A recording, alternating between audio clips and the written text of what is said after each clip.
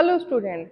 आज हम जो चैप्टर लेंगे वो है क्लास 11th केमिस्ट्री का और उसका जो है पार्ट फिफ्थ में आज हम पढ़ेंगे आयनन एंथैल्पी की। आयनन एंथैल्पी क्या होती है, उसके फैक्टर अफेक्टिंग क्या है और उसकी एप्लीकेशन क्या है। आयनन एंथैल्पी से रिलेटेड जो कोई भी इंफॉर्मेशन है वो आज हम पढ़ेंगे। तो पहले बात कर लेते हैं कि आयनन एंथैल्पी क्या होती है, कि आयनन एंथैल्पी को किस तरह से डिस्क्राइब किया जा सकता है। तो कोई एटम है या कोई परमाणु है, उसके बीच में नाभिक है और इलेक्ट्रॉन उसके चारों ओर चक्कर लगा रहे हैं। तो जो परमाणु है उसका जो बाह्यतम कक्ष है, और ये परमाणु किस स्टेज में, ग्राउंड स्टेट में है। मेनली डेफिनेशन के लिए ये यूज किया जाती है ग्राउंड स्टेट। तो किसी विलगित गैसीय परमाणु के बाह्यतम कोश के इलेक्ट्रॉन को निकालने के लिए जितनी एनर्जी की आवश्यकता होती है वो एनर्जी क्या कहलाती है, आयनन एंथैल्पी। मैं दोबारा से रिपीट कर रही हूँ कि किसी विलगित गैसीय परमाणु के बाह्यतम कोश के इलेक्ट्रॉन या बाह्यतम इलेक्ट्रॉन को निकालने के लिए जितनी ऊर्जा की आवश्यकता होती है वो उसकी आयनन एंथैल्पी कहलाती है। कोई भी एटम ले लिया एक्स, कोई एटम एक्स ले लिया, कोई भी एटम ले लिया एक्स, और वो किस स्टेट में है, वो गैसियस स्टेट में है। और इसमें से हमें क्या निकालना है, एक इलेक्ट्रॉन निकालेंगे। जैसे इलेक्ट्रॉन निकालेंगे इसके ऊपर कौन सा चार्ज आ जाएगा, इसके ऊपर आ जाएगा पॉजिटिव चार्ज, और एक इलेक्ट्रॉन हमें मिल जाएगा। तो इलेक्ट्रॉन निकालने के लिए एनर्जी देनी पड़ेगी, यहाँ हमें एनर्जी देनी पड़ेगी, और ये जो एनर्जी होगी वो क्या कहलाएगी, आयनन एंथैल्पी कहलाएगी। तो इस तरह से जिसकी आयनन एंथैल्पी कम होगी हम इजीली धनाएं बना सकते हैं। चूंकि इसके हम गैसीय अवस्था है इसकी, और ग्राउंड स्टेट है, इसके ऊपर कोई चार्ज नहीं है, इसलिए इसके बाह्यतम कोश में से जब इलेक्ट्रॉन हम निकालेंगे तो ये एनर्जी जो होगी वो क्या कहलाएगी, प्रथम आयनन एंथैल्पी। क्या कहलाएगी ये, प्रथम आयनन एंथैल्पी। इसके ब्रैकेट में लिख देती हूँ फर्स्ट, यानी ये क्या है, या फिर इसके EI के पैर में लिख दो फर्स्ट, दोनों ही रख सकते हो आप। तो ये इसकी क्या कहलाएगी, आयनन एंथैल्पी कहलाएगी। फिर अब एक इलेक्ट्रॉन निकल गया, फिर देन दूसरा इलेक्ट्रॉन निकालेंगे, तो दूसरे इलेक्ट्रॉन को निकालने के लिए जितनी एनर्जी की आवश्यकता होगी वो क्या कहलाएगी, उसकी द्वितीयक आयनन एंथैल्पी। जो तीसरी होगी वो तृतीयक आयनन एंथैल्पी कहलाएगी। इस तरह से ये प्रोसेस कैसी होती है, ये प्रोसेस होती है ऊष्मा शोषी, यानी इसमें ऊष्मा हमें देनी पड़ती है। और अगर इसका मात्रक की बात करें, अगर इसकी यूनिट की बात करें तो इसकी यूनिट होती है किलो जूल मोल इनवर्स या फिर इलेक्ट्रॉन वोल्ट। यहाँ पे एक बात है कि जैसे हम किसी चोर ने किसी घर में चोरी की, तो पहली बार चोरी की, देन सेकंड टाइम चोरी करेगा तो जोर आएगा, थर्ड टाइम उससे भी ज्यादा जोर आएगा। तो इस तरह से क्या कर रहे हैं, हम किसी एटम की चोरी तो कर रहे हैं, उसके इलेक्ट्रॉन को ही तो निकाल रहे हैं। जब हम उसके प्रथम इलेक्ट्रॉन को निकालेंगे तो वो थोड़ा आराम से बैठा है तो उसकी एनर्जी कम होगी, पर जब सेकंड को निकालेंगे तो बहुत ज़्यादा एनर्जी चाहिए। क्यों, क्योंकि इसके ऊपर पॉजिटिव चार्ज है, पॉजिटिव चार्ज होने के कारण नाभिक आकर्षण बल बहुत ज़्यादा बढ़ गया है। अब इलेक्ट्रॉन को निकालने के लिए बहुत ज़्यादा ऊर्जा की आवश्यकता होगी।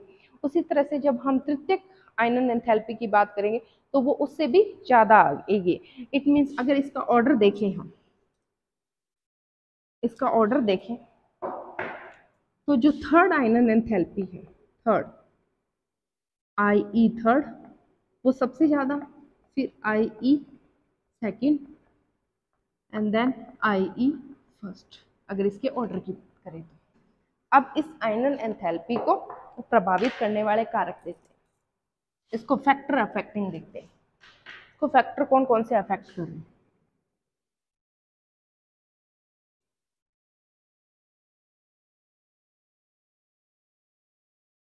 अब हम आयनन एंथैल्पी के फैक्टर अफेक्टिंग की बात करेंगे तो पहला है इसके अंदर आकार। पहला इसके अंदर क्या रहेगा, आकार। दूसरा इसके अंदर क्या रहेगा, नाभिकीय आकर्षण। तीसरा इसके अंदर क्या रहेगा, परिरक्षण प्रभाव।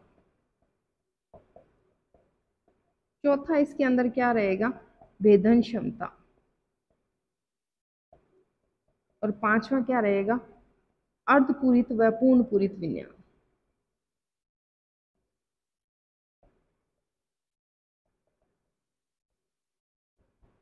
तो वन बाय वन हम इसका डिस्कशन कर लेते हैं। फर्स्ट लेते हैं आकार। जो आई होती है वो आकार के क्या होती है, साइज के इनवर्सली प्रोपोर्शनल होती है। ये इससे रिलेटेड एप्लीकेशन भी हम पढ़ लेते हैं। इससे रिलेटेड एप्लीकेशन क्या है, क्योंकि साथ साथ में इसकी एप्लीकेशन भी यहाँ पे स्टडी हो जाएगी। ये देखिए, ये मैंने आवर्त सारणी यहाँ पे लगा दी है। आवर्त सारणी यहाँ पे लगाने के बाद मैं ये कह रही हूँ कि आयनाइजेशन एनर्जी जो होती है वो साइज के क्या होती है, इनवर्सली प्रोपोर्शनल। मैं कह रही हूँ कि आयनाइजेशन जो एनर्जी होती है वो साइज के इनवर्सली प्रोपोर्शनल होती है। इट मीन्स क्या होगा, हम आवर्त में बाएं से दाएं जाते हैं तो आकार कम होता है। आकार कम होगा, इट मीन्स आयनाइजेशन एंथैल्पी बढ़ेगी। ग्रुप में हम ऊपर से नीचे आते हैं तो आकार बढ़ता है। आकार बढ़ेगा, इसका मतलब आयनाइजेशन एनर्जी कम होगी। तो इस तरह से हमने इसकी एप्लीकेशन भी देख ली कि साइज से किस तरह से आयनाइजेशन एंथैल्पी प्रभावित होती है, और इसका प्रभाव जो होता है आवर्त सारणी में किस तरह से हमें देखने को मिलता है, एक आवर्त के अंदर और एक वर्ग के अंदर। फिर वही बात दूसरी ले हम, दूसरा है नाभिकीय आकर्षण बल या आयनाइजेशन एंथैल्पी जो है नाभिकीय आकर्षण बल के क्या होती है, समानुपाती होती है। और जब हम आवर्त में बाएं से दाएं की तरफ जाते हैं तो नाभिकीय आकर्षण बल बढ़ता है। इट मीन्स आवर्त में बाएं से दाएं जाने पर आयनाइजेशन एंथैल्पी बढ़ेगी, और ऊपर से नीचे आने पर नाभिकीय आकर्षण बल घटता है, क्योंकि कोश बढ़ जाते हैं। कोश बढ़ने के कारण नाभिका आयतम कोश के इलेक्ट्रॉनों पर उतना प्रभावी नहीं हो पाता। तो इससे भी हमें पता चलता है कि आवर्त में हम बाएं से दाएं जाएं तो आयनाइजेशन एंथैल्पी, आयनन एंथैल्पी बढ़ेगी और ऊपर से नीचे आने पर घटेगी। थर्ड अगर हम बात करें, थर्ड था परिरक्षण प्रभाव। नाभिकीय आकर्षण और परिरक्षण प्रभाव जस्ट एक दूसरे के अपोजिट है। बाएं से दाएं आवर्त में जाए तो नाभिकीय आकर्षण बल बढ़ता है, लेकिन परिरक्षण प्रभाव कम होता है। ऊपर से नीचे आए वर्ग में तो परिरक्षण प्रभाव बढ़ता है। और ये जो आयनन एंथैल्पी है वो परिरक्षण प्रभाव के क्या है, व्युत्क्रमानुपाती है। इट मीन्स जितना परिरक्षण प्रभाव ज्यादा होगा आयनन एंथैल्पी उतनी ही क्या होगी, कम होगी। फिर बात करते हैं फोर्थ जो प्रभावित करने वाला कारक है वो है भेदन क्षमता। भेदन क्षमता, हमारे पास 4 ऑर्बिटल्स होते हैं, s, p, d और f। ये 4 कक्षक है। इसमें से जो s कक्षक है वो नाभिक के ज्यादा पास में है।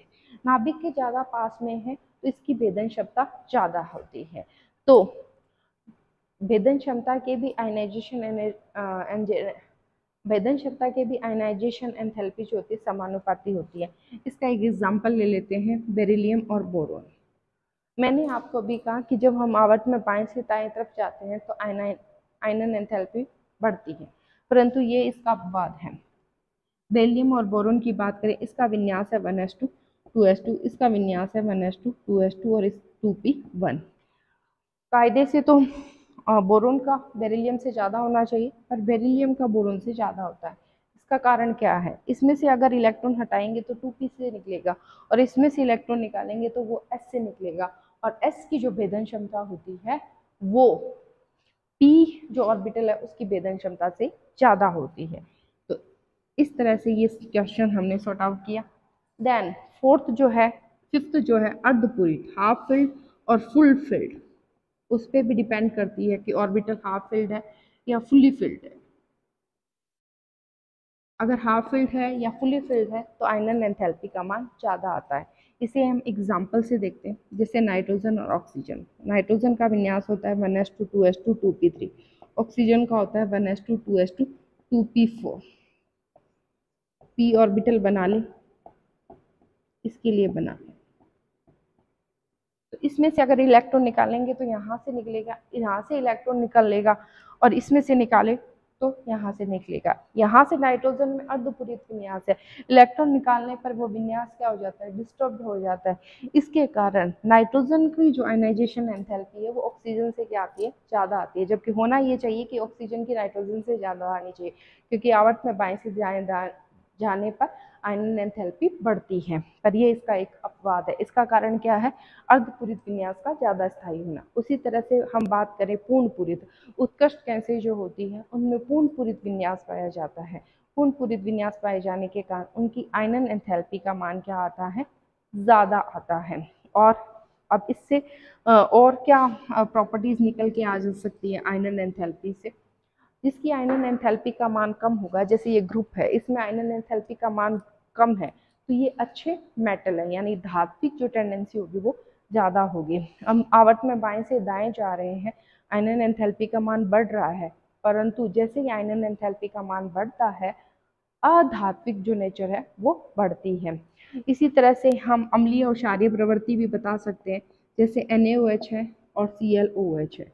NaOH के आयनन एंथैल्पी का मान कम होने के कारण ये इजीली OH आयन दे देता है, परंतु क्लोरीन के आयनन एंथैल्पी का मान ज़्यादा होने के कारण ये H+ देता है। यही कारण है कि NaOH तो क्षार है और जो ClOH है वो अम्ल है। तो इस तरह से आज हमने डिस्कस किया आयनन एंथैल्पी क्या होती है, उसको प्रभावित करने वाले कारक क्या है, उसके अनुप्रयोग क्या है, इसके बारे में डिटेल स्टडी आज हमने ली। नेक्स्ट जो होगी उसमें हम इलेक्ट्रॉन गेन एंथैल्पी के बारे में डिस्कशन करेंगे। Thank you.